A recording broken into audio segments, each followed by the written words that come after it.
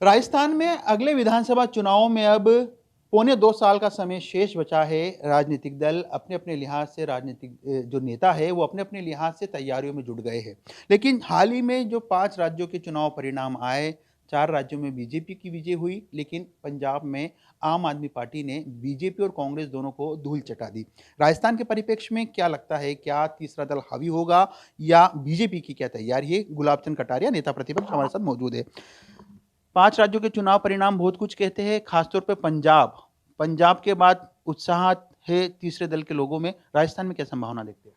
देखो, राजस्थान में मुझे तो अभी तक आप पार्टी यहाँ कहीं दिखाई नहीं देती। कोई भी पार्टी थोड़ी बहुत भी अगर खड़ी होती है तो उसकी लीडरशिप कैसी है, लीडरशिप किस प्रकार से एक्टिव है, उसी से जनता पे कोई आदमी आप पार्टी के नाम से यहाँ के खड़ा हो जाए और जीत जाए, ऐसा संभव नहीं है।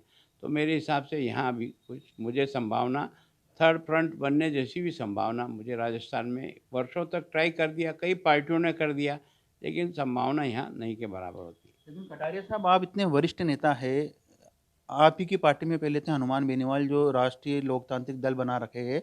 वो कहते हैं कि अगला चुनाव बीजेपी और कांग्रेस का गठबंधन तोड़ेंगे और तीसरे मोर्चे की सरकार बनाएँगे। देखो, ऐसा ये जो अभिमान होता है ना, जो बहुत तेज़ी से ऊपर चढ़ते हैं वो उतने तेज़ी से नीचे जाते हैं। कारण क्या है कि अब वो उन्होंने क्या किया, बीजेपी का समर्थन किया, और बीजेपी का समर्थन नहीं किया तो हमने उनके ही ज़िले में अपना ज़िला प्रमुख भी बनाया है। मैं सोचता हूँ अगर जनप्रतिनिधि का दबदबा हो तो कम से कम उस ज़िला परिषद में भी कुछ चुनाव जीत के आ सकते थे। तो मैं सोचता हूँ ये अभिमान नहीं पालना चाहिए, और बीजेपी एक कार्यकर्ताओं का संगठन है, नेताओं का संगठन नहीं है। और इस कारण से बीजेपी कभी भी कमज़ोर नहीं हुई। खराब से खराब परिस्थिति में जब हम 2 रह गए लोकसभा में, तभी बीजेपी देश में कमज़ोर नहीं थी, क्योंकि उसका कार्यकर्ता हर गाँव में खड़ा था। तो बीजेपी की ताकत विचारधारा की ताकत है, बीजेपी की ताकत उसका कार्यकर्ता, उसकी ताकत है, उसका फैलाव है, और विचारधारा के प्रति कमिटेड लोगों की जीवन का समर्पण लगा हुआ है, इसलिए बीजेपी को कोई मुकाबला कर नहीं सकता है। कटारिया जी, क्या माने कि जो यूपी के परिणाम आए हैं या और दूसरे जो राज्यों के परिणाम आए हैं, वहाँ पर बीजेपी ने यूपी में अपना चेहरा घोषित करा था, लेकिन राजस्थान में ऐसी कोई स्थिति दिख नहीं रही। तो मैं सोचता हूँ कि इस सारे 4 राज्यों में चुनाव हम जीते हैं, ये नरेंद्र मोदी का करिश्मा है, इसको सामान्य आदमी स्वीकार करता है, हम सब राजनेता भी स्वीकार करते हैं। लेकिन सवाल मेरा ये था कटारिया जी कि उत्तर प्रदेश में चेहरा डिक्लेयर हुआ था। राजस्थान में भी कई लोग चेहरा डिक्लेयर करने की मांग भी करते आ रहे हैं। देखो, मैं सोचता हूँ इसके बारे में हमारा केंद्रीय नेतृत्व ही सोचता है, और चुनाव के कुछ समय पहले सोचता है। कभी भी किसी को भी हमने चेहरा घोषित किया तो कोई 2 साल पहले चेहरा घोषित नहीं किया, और आपने देखा होगा योगी जी का भी चेहरा घोषित किया तो कोई 2 साल पहले योगी जी का नहीं किया।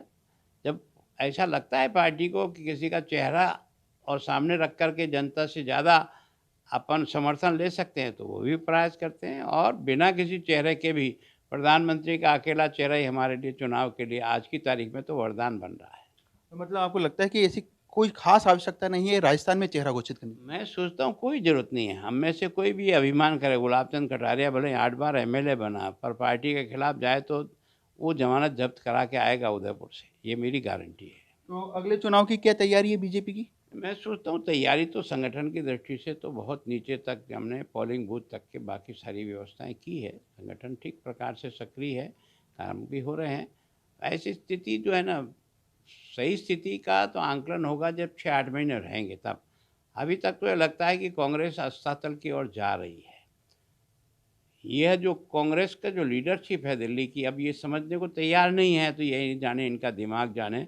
बाकी जब तक इनकी लीडरशिप में दम नहीं होगा तब तक देश की जनता राहुल गांधी जी के आधार पर हिंदुस्तान का नेतृत्व उनको दे देंगे, ऐसा अब हिंदुस्तान की जनता का विचार नहीं होगा, ऐसा मेरी मान्यता है।